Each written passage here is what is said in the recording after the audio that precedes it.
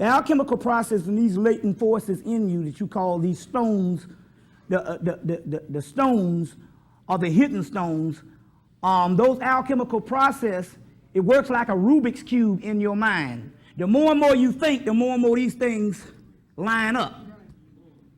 So you have to, so there's a physical process of alchemy that the European was using, trying to really make lead into gold. But there's a mental alchemy or spiritual alchemy, and it is done by the lining up of your thought pattern and your mind. So the more and more you ponder stuff, and the more and more you wrestle with things, and it is an alchemical stimulation, the more and more these things line up. You see, so the process is, in actuality, everybody in here is going through a certain alchemical process right now, because you're trying to figure this stuff out. Some more than others.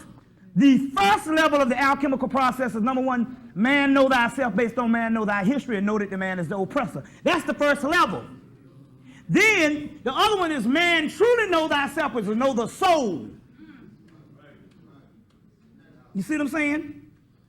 And know the soul. So there's different levels of this stuff. The Afrocentric movement gave us the historical aspect of the black man being the original point of the God. Then it led over to the metaphysical movement, or what you call also the esoteric movement. But some of the people that was in the so-called historical movement did not understand. They was thinking that was crazy. That's because they was thinking that history was advanced knowledge, and it's not. It's just history. It's just chronology.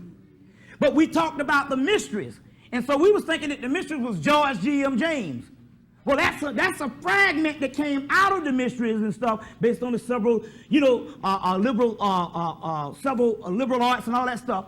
And what we didn't realize is that's what the so-called quote unquote European scholars, indoctrinated people thought it was, because there was something beyond that, and they couldn't get out of their own educational indoctrination to see things greater. You see, so this is the flip side of that. So yes, it sounds crazy. You need craziness. You're already crazy any goddamn way. So you need to tap into the crazy to see what it's all about. So now I got to break that down to layman's terms, because we get misquoted. The craziness that I'm talking about in the alchemical process is called the putrefaction or the decay. There's a reason why you are decayed on the streets. That decay is good.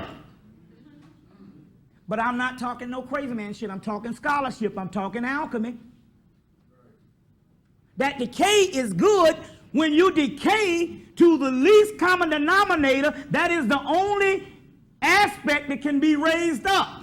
That's in the book, the Inanna, the one, Inanna, Queen of Heaven, a red book, University of Chicago Press, Inanna, Queen of Heaven.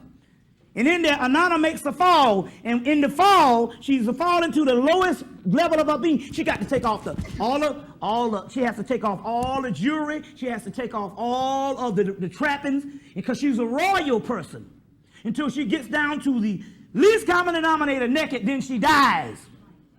So, as far as Christianity is concerned, yeah, these so-called experiences that we have in the church. I know exactly where you're going. Go ahead. Where we come, we feel something, spirit take over our body, or we at home and we need something and it shows up, and we knock on the door, whether it's on the phone, and we drive for whatever reason. So basically, all of these things is in. Excellent question, black man. Excellent question. Because I mean, when you're talking to a Jesus, that motherfucker say, "I know he real," because I done been up in church and some shit happened.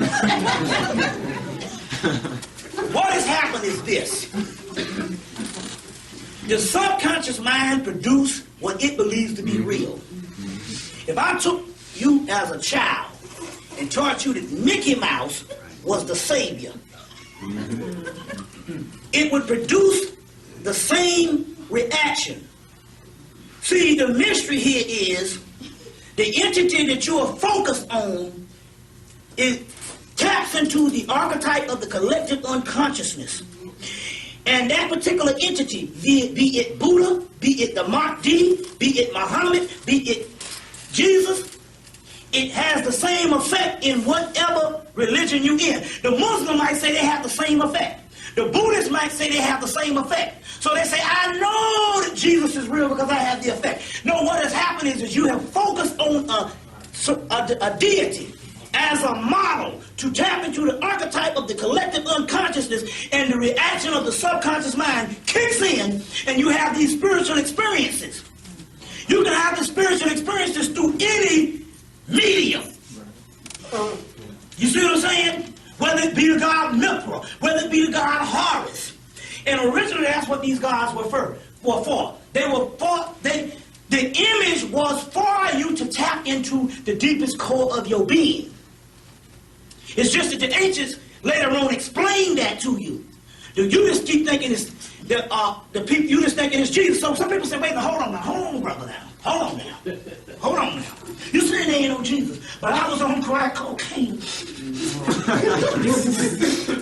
and I went to church, and I fell to my knees, and Jesus came and he took me off crack." No.